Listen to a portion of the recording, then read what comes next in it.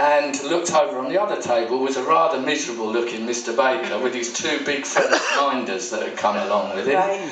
And I just, as a joke, because he was a bit of an East End banter, I just called over, "Oi, Ginger, you can't pull like I can you?" And next thing I knew, I was being ejected by his two bouncers, scraped along the floor and thrown out into the middle of the night in Tokyo, not knowing where the fuck I was. Good dice, right? I can tell you, Ginger told Nettie that the story went, as she texted, I said, "What actually happened between Dave and Ginger?" And she said, "My dad had two women, Dave wanted one of them." Yeah, well, I've told the real story. Now, if you believe that, you believe anything. He had two French sides to every story. Right, we've not got a lot of time left. We're going to be coming to you for questions in a minute, guys, so start thinking about what you would like to ask the Stage of Legends. 3 albums, and then Killer Lords. Tell us some of your highlights, some of the songs that you absolutely loved performing live, and maybe the reaction between the different crowds, so the USA versus the UK. I think, you know, we always went over really well in the States. We went all over Europe. We go really well. Particularly France. Yeah, France. Initially. And Spain as well, you know, France and Spain. Yeah, I mean, all the gigs were great, really good fun. Was there any songs in particular that you would start up and people would just go crazy for, or was it just a whole flash? I think it was the whole thing, really. There was not one, you know, one song that stood out. I mean, it's always a great playing Holy War at the end, and you know, great crescendo to the. But yeah, nothing. You seem to appreciate all the songs. Yeah. What's your personal favourite Lord song? I don't have favourites really. Many things. I like a lot of things, and I don't like to compare them really. Okay. I enjoy playing them all, honestly. You know, right. I can't think of one. Yeah. Yeah. I mean, there's a few that are better than others. No favourite child. No favourite child. Absolute favourite. Yeah. No. It's difficult, isn't it? Yeah. Difficult. Yeah. And plus we've been changing the set as the years went by with different albums and stuff like that. Yeah. But I think one of the constant good songs, as far as I'm concerned, was something that was written very much in the early days, a song called Living on Living. Yeah. It gave you a bit, it was a bit freer of a song, where for improvisation and stuff you could mess around with it a little bit more, whereas some of the songs are very kind of structured, you know, particularly the singles and all that. Right. But it was mostly the rock and roll stuff, you know, it was the... yeah, it's not dated. I mean, it's tough. It's a tough thing. Yeah. But later on, we used to do a thing called what was that blues thing? Gun Called Justice. I mean, that was a good fun thing to do again for the same reasons, because it was kind of a blues thing. Yeah. And there was loads of room in it to mess around. And give it so you could play it differently every night. You know. Have you got a favourite, Ivor? I always used to like Holy War because it was the last song in the set. And we got to the end. We made it. So gone. It was like, phew. Okay. Any questions for these guys? Just put your hand up and we'll try and get to you.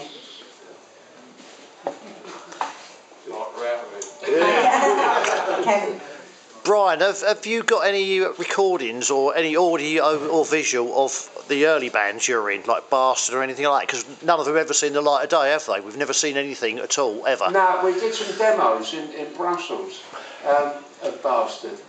And I'm in the middle of writing my own book, sort of. It's different than John's book. John's written it from the outside, I'm writing mine from the inside. You know, I'm talking about personal things and how I felt about this and all kinds of bits and bobs. Whereas John went round talking to all different people, you know, about me and that. But yeah, when the book's ready, there's going to be a compilation album come out of different tracks that I talk about in the book to give it some kind of sense. And the Bastard demos will be some of those, I mean, they come out, as will like unreleased Dance the Youth things, and all bits and bobs, lots of little things that people wouldn't know that I played on, even by other bands like the Saints or Chelsea or whatever bands they may be, you know.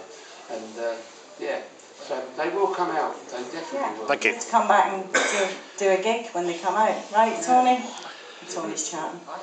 Everybody look at Tony. Question over there, question over here. Sorry, Tony, you missed your chance. Go on. I remember seeing Winston Church at Hampstead Ballet when you played with, you supported Damp. And I always remember that night because that night, like, Steve was really, he made a few comments about Dave Banian, and I think Captain made a few comments about you playing and everything. And it was kind of like, it wasn't kind of nasty, but it was obviously winding each other up. And that night, both bands were like the best time I ever saw Ivor, because there was this real sort of competitiveness. What do you remember about those gigs, that gig? Or do you? Ask the roadies. Yeah. The match. I remember Blood it being a and really Roses. good gig and a Yeah, special Blood and gig, Roses and the match. but we knew the guys, Yeah. so you know Yeah. it was fun banter. Yeah. And it was also one of the hottest gigs I've ever been to. I mean, people It were was a good dancing out. gig, man. The old Palais, that was a wonderful gig. You know? It was a real good gig. But I remember the gig. I remember certain people that were there as well. And it's like Dave said, it was just good-natured banter. You know, there was no animosity, and I don't think there was any kind of like thing of competition at all. I mean, that would have been stupid. You know what I mean? It was those sort of things. Well, no, you know, I just think for that kids. both bands really wanted to like put on their best performance that night. Well, because, hopefully, you know, yeah. the connections and If it whatever. takes, I mean, but both bands should be like that anyway, shouldn't they? You stayed pals with everybody, haven't you? Huh? Have you stayed friends with everybody in the Damned? Oh, sure. Yeah. Sure. We've got a nice message I mean, I here. mostly see Ratty than Yeah. the other two because they're busy, you know. They're busy, yeah, but one of the other two sent you a message. We've got a message from Captain. Oh, what's he got to say? He said, sincere congrats to Brian from me, and I'd like to add that not only is he the greatest guitarist of his generation and one who played a crucial part in the creation of UK punk, but also one of the most decent and genuine people I've met in the music game.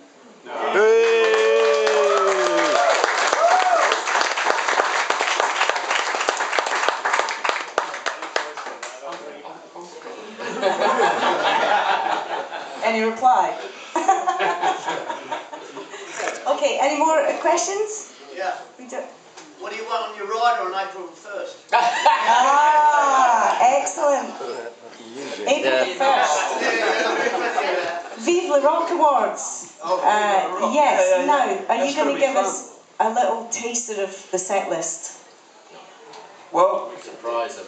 Or just give us I'm one? not going to tell you what we're playing, but Just one. we're going to do mostly Lord's things because it's being built up to the new church.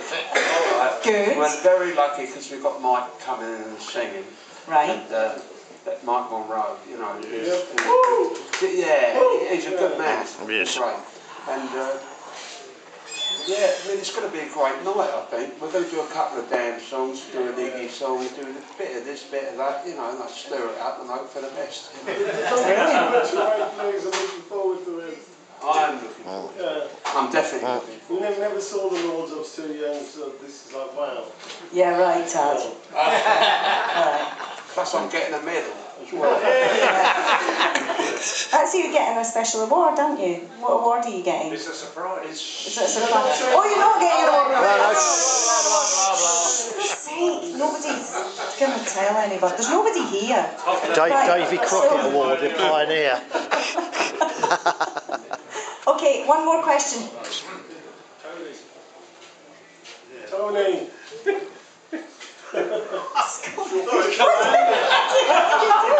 I don't want to know. Yeah. Why did you get Lou Edmonds into the Damned at that time?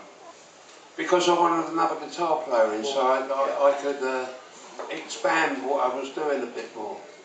And also, at that point in time, Captain was like sort of... What's the word you how can I say this nicely?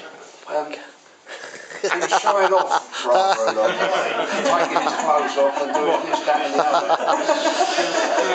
Surely not, surely not. We were only... Balancing the stage out. The fact is, you know, like when you've got a band like The Damned was, it's only a three-piece with a singer, right? And if one of those three-piece drops out and starts fucking about, you're a two-piece. So that don't give you no room to do no soloing or like sort of, you know.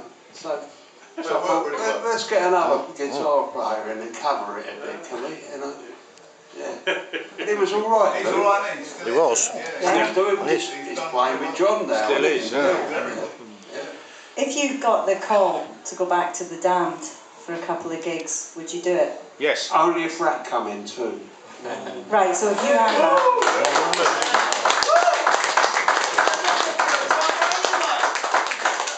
What's that? No. Hey, They're looking for a drummer right now, aren't they? yeah. Well, they are. Time's right, isn't it?